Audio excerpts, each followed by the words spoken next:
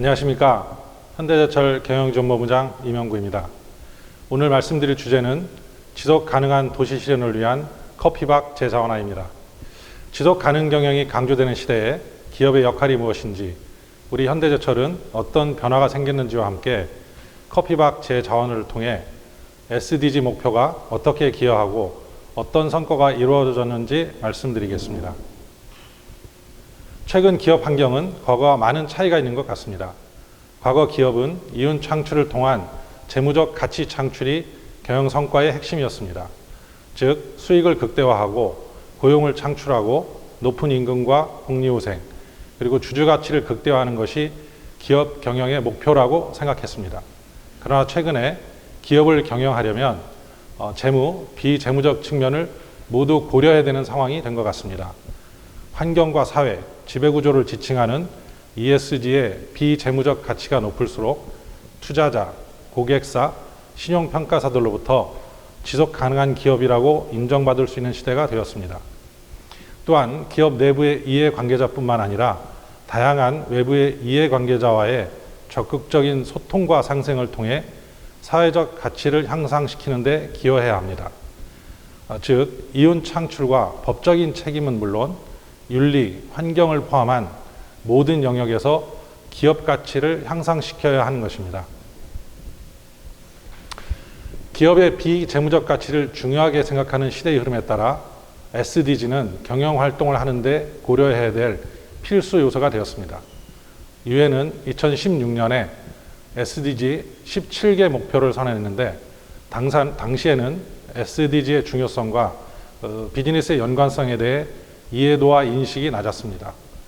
기업을 둘러싼 경영환경은 빠르게 변화하기 시작했습니다. 세계 최대의 자산 운용사인 블랙락은 사회적 가치를 창출하지 않는 기업에게 투자를 중지하겠다고 선언했고, 신용평가사나 투자기관, 연기금, 글로벌 고객사까지 기업의 지배구조, 인권, 윤리, 공급망, 환경 등 다양한 분야에서 역할과 책임을 요구하고 있고 그 범위가 확대되고 있습니다. 기업은 이제 생존을 위해서라도 혁신이 필요한 때라고 생각합니다. 최근 다양한 매체를 통해서 ESG의 중요성이 보도되고 있습니다.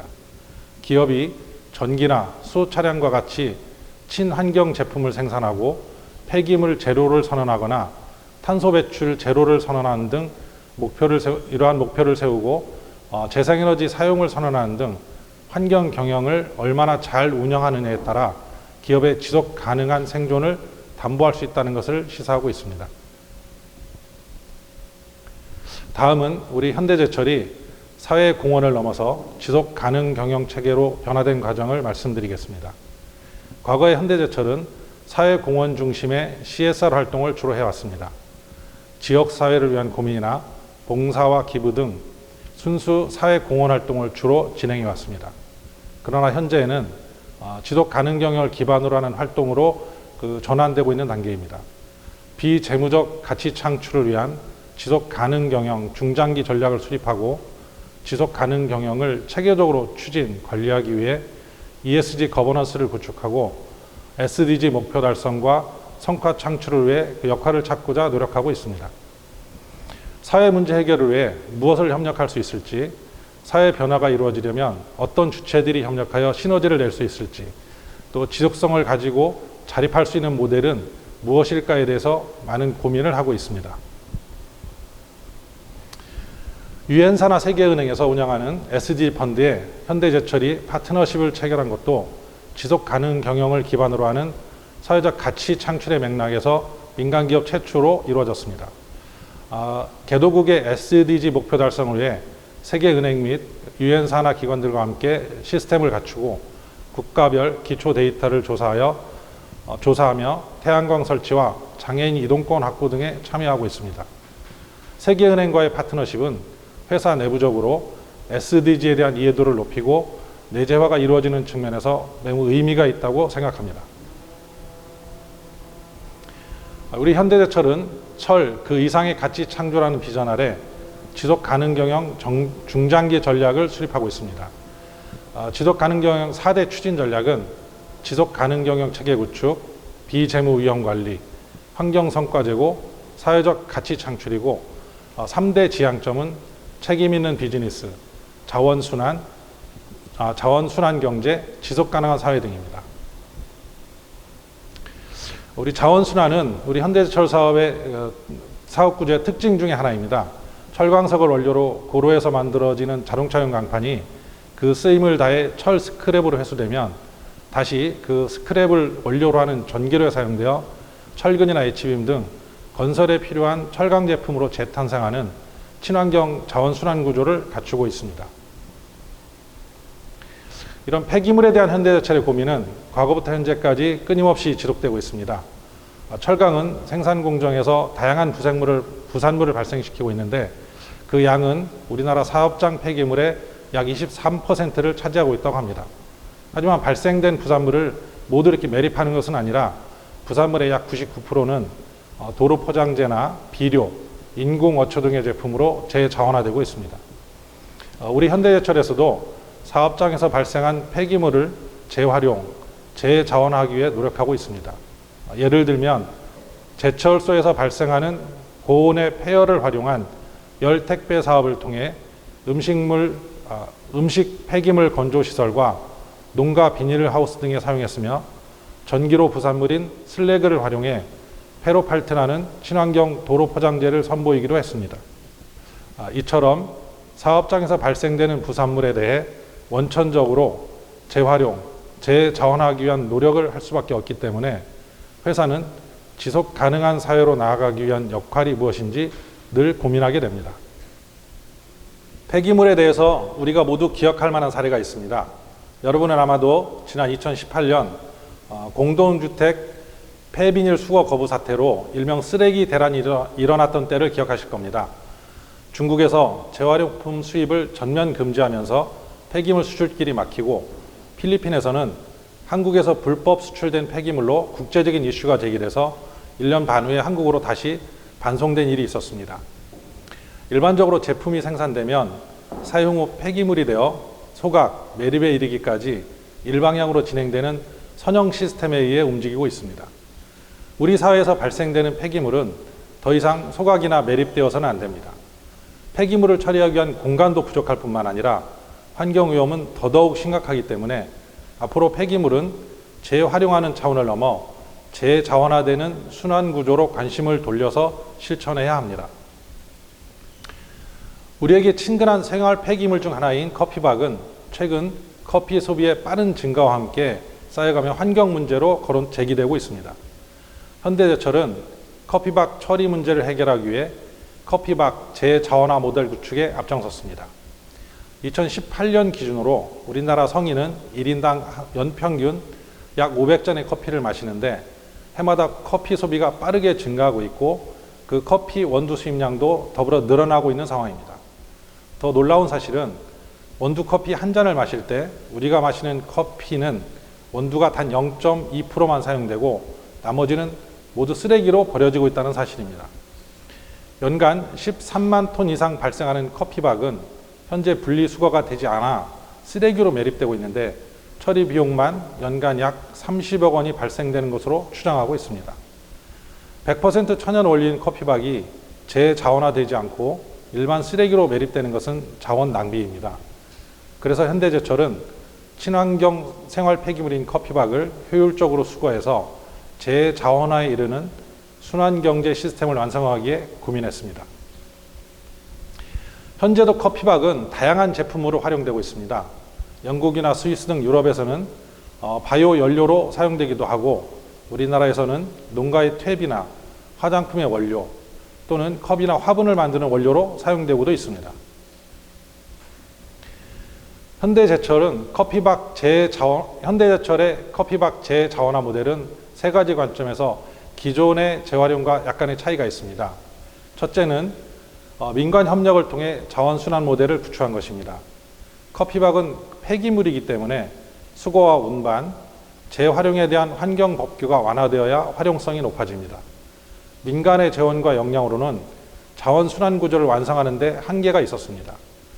자원순환 기본법 또는 폐기물 관리법에 따라 폐기물 처리 부담금이나 폐기물 수집, 운반 및 재활용하는 품목 규정 등에 대한 법률 개정과 정책 변화가 필요했습니다. 그래서 커피박 배출부터 사용에 이르는 전 과정에서 역할이 필요한 정부와 지자체, 환경단체, 카페연합회, 소셜벤처, 자활기관 등 다양한 주체들과의 협력을 통해 역량을 결집한 재자원화 모델을 구축했습니다. 둘째, 공공수거 시스템을 구축한 것입니다. 민간 영역에서 비용 투입을 통해 수거하는 방식은 지속 가능하지 않습니다. 그래서 지자체의 조례 개정을 통해 공공 영역에서의 기존의 재활용품 수거와 함께 수거를 진행하는 것입니다. 공공수거 시스템은 매우 안정적인 수거 방식으로 기업의 지원이 중단되더라도 자원순환 모델이 지속 유지될 수 있습니다. 셋째는 일자리 창출과 경제성 확보를 통해 비즈니스 모델을 구축한 것입니다. 수거와 건조, 재자원화의 진행은 새로운 일자리가 창출되고 기존의 일자리를 안정적으로 유지할 수 있습니다.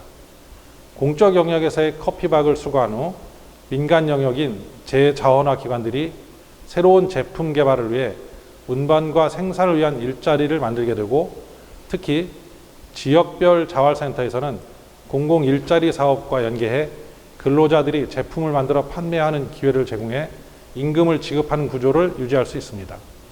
예를 들면 기존에 플라스틱 재활용에 투입된 공공 일자리가 사업화로 자리 잡지 못해서 일자리가 감사하던 때에 커피박을 통해 신규 공공 근로자를 모집하여 참여하게 되었습니다. 또한 참여하는 카페에서는 커피박 처리를 위해 사용되는 쓰레기 처리 비용을 절감할 수 있었을 뿐 아니라 착한 카페, 친환경 카페라는 좋은 이미지가 고객 유치에 영향을 주고 있습니다. 오픈 이노베이션을 통해 발굴된 소셜 벤처나 중소기업들은 커피박을 무상으로 공급받아 제품을 개발, 생산하면서 수입에 의존하던 원료나 환경을 오염시킬 수 있는 원료로부터 자유로운 친환경 제품이 생산되어 정부로부터 친환경 제품 인증을 받게 됩니다. 또한 특허 등록 및 새로운 판로까지 개척함으로써 기업의 경제적 성과와 기업 가치가 향상될 수 있습니다. 지난 1년간 인천 지역에서 자원 선순환 구조를 통해 이루어낸 가시적 성과는 자발적인 참여 카페를 대상으로 연간 약 360톤의 커피박을 수거하여 2.1억 원의 폐기물 처리 비용을 절감시킨 것입니다. 그러면 커피박 재자원화에 참여하고 있는 다양한 주체별 그 역할에 대해서 잠깐 설명드리겠습니다. 먼저 회사는 예산 투입과 기획관리, 재자원화 모델을 발굴하는 역할을 했습니다.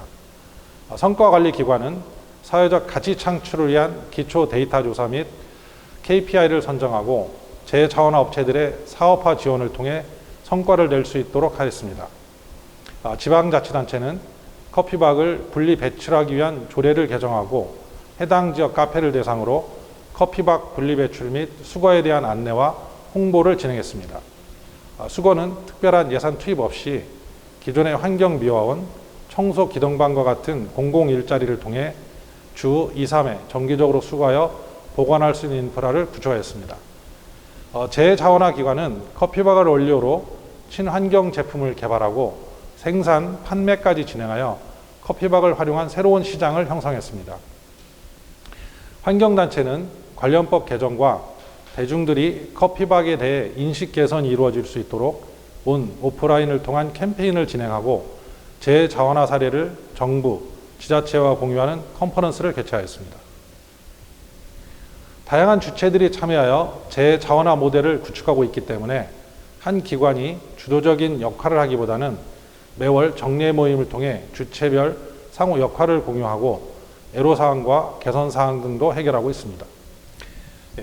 커피박 배출, 수거에서 판매에 이르기까지의 재자원화 구조를 자세히 살펴보겠습니다. 커피박 배출은 지자체별 조례 개정 내용이 반영된 안내에 따라 참여 카페들이 실행하게 됩니다. 먼저 참여 카페는 에코카페라는 안내문을 카페 고객들이 확인할 수 있도록 부착합니다. 커피박은 제공된 톤백에 담아 배출하거나 별도의 자유로운 봉투에 담아 커피박 표기를 한 후에 배출하면 되는데, 배출할 때는 공통으로 배출 일자와 카페 이름, 커피박이라는 표기 또는 사전에 제공된 안내 스티커를 부착하고 있습니다. 모아진 커피박은 지자체별로 환경미화원, 청소기등반과 같은 공공일자리를 통해 주 2, 3회 수거하고 있습니다. 수거 인력과 방법 횟수는 지자체 상황에 따라 다양하게 진행되고 있는데 쓰레기 회수 차량이 수거하거나 별도 수거 차량을 운행하고 있습니다.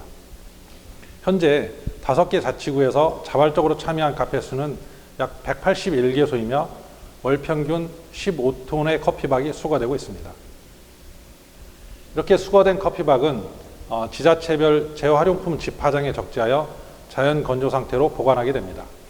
집화장에 보관된 커피박은 재자원화 업체와 자활센터로 이동해 생산되는 제품별 조건에 맞게 커피박을 활용합니다. 자활센터와 재자원화 기관은 커피박이 집화장에 오래 적재되지 않도록 하기 위해 수거 기간과 동일한 일주일에 약 2, 3회 이동하고 있습니다.